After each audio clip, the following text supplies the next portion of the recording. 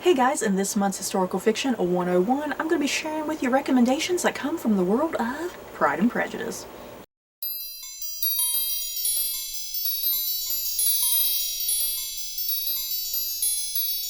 So yeah, from that synopsis at the top of this video, all the recommendations in this are going to be books that take place within the world of Pride and Prejudice. Either they are retellings or they take place after the fact or whatever. Pride and Prejudice, there has always been various different remakes or retellings over the years. It's very popular. I think it's one of the more popular out of all of Jane Austen's books that tend to be like retold. People who have just a really fascination with, you know, telling the point of view from another particular character from the book and whatnot, or even telling events after the fact. So yeah, I have 10 recommendations for you, and as I always do with these videos, I'm going to be on Goodreads. I'm going to be looking down at my computer. So yeah, if you want to listen to me in the background and pull up your Goodreads as I'm reading off the synopsises, and if you want to add any of these books to your want to read list, feel free to do so. First up, Mr. Darcy's Diary by Amanda Grange, and this is book 1 in Jane Austen Heroes. Mr. Darcy's Diary presents the story of the unlikely courtship of Elizabeth Bennett and Fitzwilliam Darcy from Darcy's point of view, sharing his innermost thoughts and feelings. This graceful imagining and sequel to Pride and Prejudice explains Darcy's moodiness and the difficulties of his reluctant relationship as he struggles to avoid falling in love with Miss Bennett. Though seemingly stiff and stubborn at times, Darcy's world proves him also to be quite devoted and endearing, qualities that eventually win over Miss Bennett's heart. This continuation of a classic romantic novel is charming and elegant, much like Darcy himself. I love the synopsis for that. Georgiana Darcy's Diary, Jane Austen's Pride and Prejudice, continued. And this is book 1 in this particular series as well, by Anna Elliott. Mr. Darcy's younger sister searches for her own happily ever after. The year is 1814, and it's springtime at Pemberley. Elizabeth and Mr. Darcy have married, but now a new romance is in the air, along with high fashion, elegant manners, and scandal, deception, and the wonderful hope of a true and lasting love. Shy Georgiana Darcy has been content to remain unmarried, living with her brother and his new bride. But Elizabeth and Darcy's fairy tale love reminds Georgiana daily that she has found no true love of her own, and perhaps never will, for she is convinced the one man she secretly cares for can never love her in return. Georgiana's domineering aunt, Lady Catherine de Bourgh, has determined that Georgiana shall marry and has a list of eligible bachelors in mind. But which of the suitors are sincere and which are merely interested in Georgiana's future or fortune? Georgiana must learn to trust her heart and rely on her courage, for she also faces the return of a man who could ruin her reputation, which was Wickham, right? Oh my god. And spoil a happy ending just when it finally lies within her grasp. The Secret Life of Miss Mary Bennett, and this is book 1 of this particular series as well. Good God, do all these books have series attached to them? Upon the death of her father, Mary Bennett's life is thrown into turmoil. With no fortune or marriage prospects, Mary must rely on the kindness of her relatives. When a mysterious late-night visit by an unknown relative, a Lady Trafford from Castle Durrington, leads to an extended stay and the chance for an education, Mary gratefully accepts the opportunity. But even as she arrives at the castle, she's faced with one mystery after another. Who is Lady Trafford, really, and what is she hiding? Do her secrets and manipulations place the small seaside community at risk for an invasion by Napoleon? Always curious, Mary sets out to discover the truth, but when she discovers the dead body of a would-be thief she outed prior to her father's funeral, Mary jeopardizes her position at the castle and her family's good name in her quest for the truth. Ooh, it sounds like Mary Bennett's gonna be like a kick-ass, like, I don't know, lady detective. The Other Bennett Sister by Janice Hadlow, and this also looks like it's about Mary Bennett as well. Poor Mary. Poor Mary never got any love in the book, so everybody's like, let's give her love. What if Mary Bennett's life took a much different path that was laid out in Pride and Prejudice? What if the frustrated intellectual of the Bennett family, the marginalized middle daughter, the plain girl who takes refuge in her books, eventually found the fulfillment enjoyed by her prettier, more confident sisters? This is the plot of The Other Bennett Sister, a debut novel with exactly the affection and authority to satisfy Austen fans. Ultimately, Mary's journey is like that taken by every Austen heroine. She learns that she can only expect joy when she has accepted who she really is. She must throw off the false expectations and wrong ideas that have combined to obscure her true nature and prevented her from what makes her happy. Only when she undergoes this evolution does she have a chance at finding fulfillment.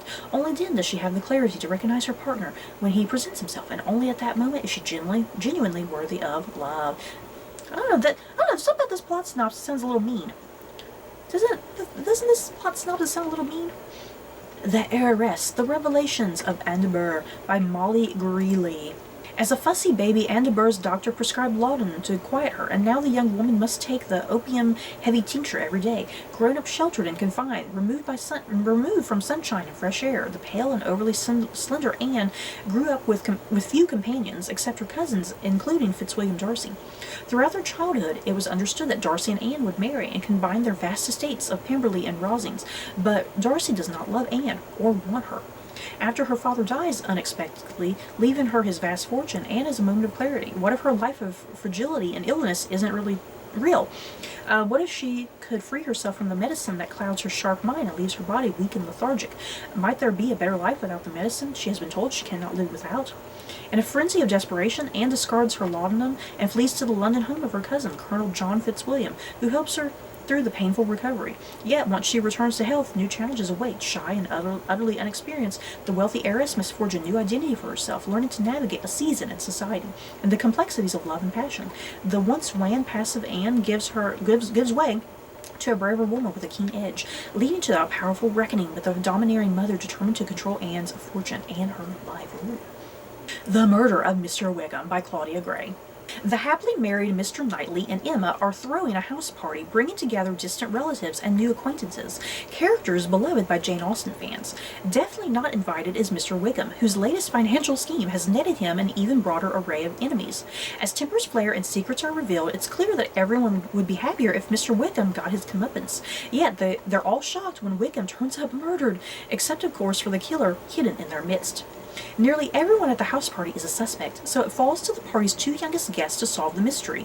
Juliet Tilney, the smart and resourceful daughter of Catherine and Henry, eager for adventure beyond Northanger Abbey, and Jonathan Darcy, the Darcys' eldest son, whose adherence to propriety makes his father seem almost relaxed. The unlikely pair must put aside their own poor first impressions and uncover the guilty party before an innocent person is sentenced to hang.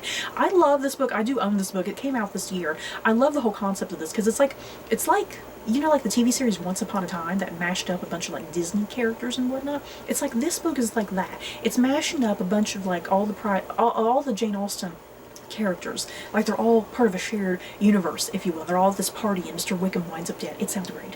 Longbourn by Joe Baker. In this irresistibly imagined below-stairs answer to Pride and Prejudice, the servants take center stage. Sarah, the orphan housemaid, spends her days scrubbing the laundry, polishing the floors, and emptying the chamber pots for the Bennett household. But there is just as much romance, heartbreak, and intrigue downstairs at Longbourn as there is upstairs. When a mysterious new footman arrives, the orderly realm of the servants' hall threatens to be completely, perhaps irreparably, upended. And yeah, I did read this before, a long time ago. It's pretty much like Downton Abbey, you know, like the whole upstairs downstairs drama, as you can kind of tell from this plot. But yeah, focus on the servant staff and whatnot. Pride and Prejudice and Zombies. Of course, this had to make the list by Seth Graham Smith. Complete with romance, heartbreak, sword fights, cannibalism, and thousands of rotting corpses, Pride and Prejudice and Zombies is an audacious retelling of English literature's most enduring novel. This expanded edition of the beloved Jane Austen novel, featuring all new scenes of bone-crunching zombie mayhem, begins when a mysterious plague falls upon the quiet English village of Meryton, and the dead are returning to life. Feisty heroine Elizabeth Bennet is determined to wipe out the zombie menace, and she's soon distracted by the arrival of the haughty and arrogant Mr. Darcy. What ensues is a delightful comedy of manners, with plenty of civilized sparring between the two young lovers, and even more violent sparring on the blood-soaked battlefield. It's the perfect read for literature lovers, zombie fans, and anyone who loves a reanimated Austen. I love Pride and Prejudice and Zombies. It's just a bizarre concept, you know. It's pretty much Pride and Prejudice, but throw in the zombies. What's not to like? Death Comes to Pemberley by P.D. James. And this is something I have read. I did watch the miniseries adaptation of this, and I actually far preferred the miniseries compared to the book. I was really disappointed with the book for whatever reason. So honestly, I would recommend the miniseries before reading this book. But still, it's going to be on this list. It is 1803, 6 years since Elizabeth and Darcy embarked on their life together at Pemberley. Darcy's magnificent estate, their peaceful, orderly world seems almost unassailable. Elizabeth has found her footing as the I guess the lady of the great house. They have 2 fine sons, Fitzwilliam and Charles.